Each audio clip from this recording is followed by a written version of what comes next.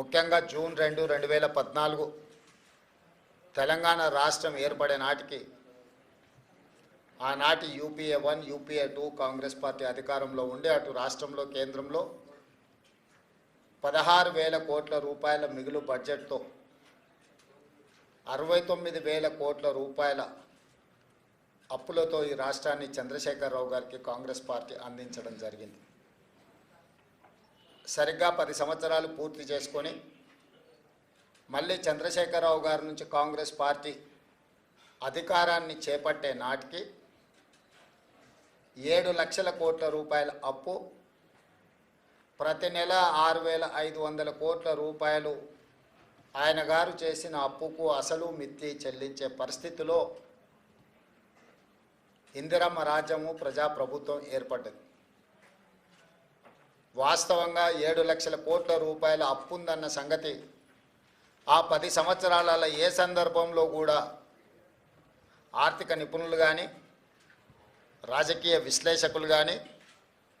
గత ప్రభుత్వంలో బాధ్యత వహించిన చంద్రశేఖరరావు గారు కావచ్చు, హరీష్ రావు గారు కావచ్చు, లేదా ప్రభుత్వంలో ఆర్థిక మంత్రిగా పనిచేసిన ఈటల రాజేందర్ గారు కావచ్చు, ప్రజలకు ఏ రోజు వాస్తవాలను తెలుసుకునే అవకాశం కానీ వివరించే ప్రయత్నం కానీ జరగలేదు.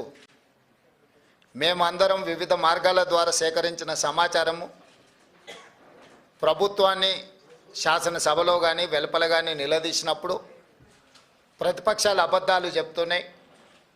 ఈ రాష్ట్ర ప్రజల మీద మేము అప్పుల భారాన్ని మోపలేదు, అద్భుతమైన పరిపాలనను మేము అందిస్తూ ఉన్నాం, తెలంగాణను బంగారు తెలంగాణగా మేము మార్చినామని చెప్పి ఆనాటి ప్రభుత్వం సందర్భం వచ్చినప్పుడల్లా ప్రతిదాడి చేస్తూ పోయింది. సరే, ఏది ఏమైనా డిసెంబర్ 7, 2023 నాడు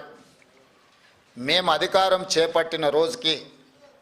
అధికారం చేపట్టిన వెంబడే డిసెంబర్ 9, 2023 నాడు శాసనసభ సమావేశాలు ఏర్పాటు చేసి మేము వైట్ పేపర్ రిలీజ్ చేయడం జరిగింది. ఆస్తుల విషయంలో, అప్పుల విషయంలో, విద్యుత్ విషయంలో, సాగునీటి ప్రాజెక్టుల విషయంలో ప్రధానంగా అధికారంలోకి వచ్చిన వెంబడే వాస్తవ పరిస్థితులను ప్రజలకు వివరించడం ద్వారా వాస్తవ పరిస్థితులను అంచనా వేసుకొని ప్రభుత్వాన్ని నడపాలన్న ఆలోచనతోని వివరించినాం. ఆ వివరాల ప్రకారము 7 లక్షల కోట్ల రూపాయలు తెలంగాణ రాష్ట్రం మీద అప్పులను చంద్రశేఖరరావు గారు మోపినరు. వారు తెచ్చిన అప్పులకు అసలు మిత్తి ప్రతి నెల 6,500 కోట్ల రూపాయలు ఇప్పుడు మేము కడుతున్నాం. ఆ లెక్కన ఏ రకంగా రాష్ట్ర ఆర్థిక పరిస్థితి దిగజారిందో, క్షీణించిందో ప్రజలందరూ అర్థం చేసుకోవాలి. ఉమ్మడి రాష్ట్రం నుంచి వచ్చిన అప్పుల ప్రకారము సంవత్సరానికి 6,500 కోట్ల రూపాయలు అసలు మిత్తి గట్టే పరిస్థితి నుంచి చంద్రశేఖరరావు గారు దిగిపోయే సమయానికి ప్రతి నెల 6,500 కోట్ల రూపాయలు అసలు మిత్తి గట్టే పరిస్థితి వచ్చింది. అయినా అధైర్యపడకుండా ఇచ్చిన గ్యారంటీలను అమలు చేస్తూ అందులో ప్రధానంగా రైతు సంక్షేమం అనేది రైతును రాజును చేయడమే లక్ష్యంగా పండిత్ జవహర్లాల్ నెహ్రూ గారి నుంచి మొదలు పెడితే డాక్టర్ వైఎస్ రాజశేఖర రెడ్డి గారు ఉమ్మడి రాష్ట్రంలో ముఖ్యమంత్రిగా బాధ్యత చేపట్టి ఇచ్చిన ఉచిత కరెంటు వరకు రైతులే మా ఎజెండా,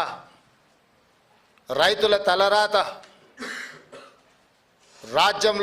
రాజ్యం చేపట్టే వాళ్ళు మారుస్తారని కాదు, రాజ్యంని చేపట్టే వాళ్ళ తలరాతనే రైతులు మారుస్తారని నమ్మిన మేము రైతులకు సాగునీటి ప్రాజెక్టులు కావచ్చు, హరిత విప్లవం కావచ్చు, అదేవిధంగా ఉచిత విద్యుత్తు కావచ్చు, సబ్సిడీలో ఎరువులు కావచ్చు, కనీస మద్దతు ధర పండించిన పంటకు కావచ్చు, ఈ విధంగా చెప్పుకుంటూ వెళ్తే ఏది చేసినా కూడా ఆహార భద్రత చట్టం కావచ్చు, ఉపాధి హామీ పథకం కావచ్చు, ఇవన్నీ కూడా రైతు కూలీలను దృష్టిలో పెట్టుకొని చట్టబద్ధత కల్పించి రైతులను ఆదుకునే ప్రయత్నము నెహ్రూ గారి నుంచి మొదలు పెడితే రాజశేఖర రెడ్డి వరకు ఇది కాంగ్రెస్ పార్టీ చేపట్టిన గొప్ప సమూలమైన మార్పులు. ఈ సమూలమైన మార్పులతో రైతుల జీవితాలలో సంపూర్ణమైన వెలుగులు వచ్చినాయంటే రాలేదు. అకాల వర్షాలు కావచ్చు, కరువులు కావచ్చు, పాలకుల మధ్యలో వచ్చిన పాలకుల నిర్లక్ష్యం కావచ్చు, రైతులు చాలా కష్టాలలో కన్నీళ్ళలో ఉన్నారని కాంగ్రెస్ పార్టీ ఎప్పుడు నమ్మి మొదటి ప్రాధాన్యత కింద కాంగ్రెస్ పార్టీ అధికారంలోకి వచ్చిన ఎంబడే వానాకాలం రైతు బంధును చంద్రశేఖరరావు గారు ఎగగొడితే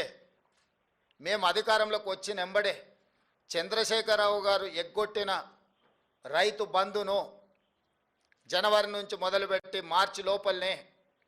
7,625 కోట్ల రూపాయలు మొదటి విడత కాంగ్రెస్ అధికారంలో రాగానే రైతు బంధు పథకాన్ని మేము అమలు చేసినాము. నేను మళ్ళొకసారి చెప్తున్నా, 2023 వానాకాలంలో రైతులకు రావాల్సిన రైతు బంధును చంద్రశేఖరరావు గారు ఎగ్గొట్టడం వలన మేము అధికారంలోకి వచ్చినంబడే రైతుల యొక్క కష్టాలు తీరవడం కోసము 7,625 కోట్ల రూపాయల రైతు బంధు గతంలో బకాయి పెట్టిన వాటిని మా ప్రభుత్వం చెల్లించింది మొదటి విడతగా.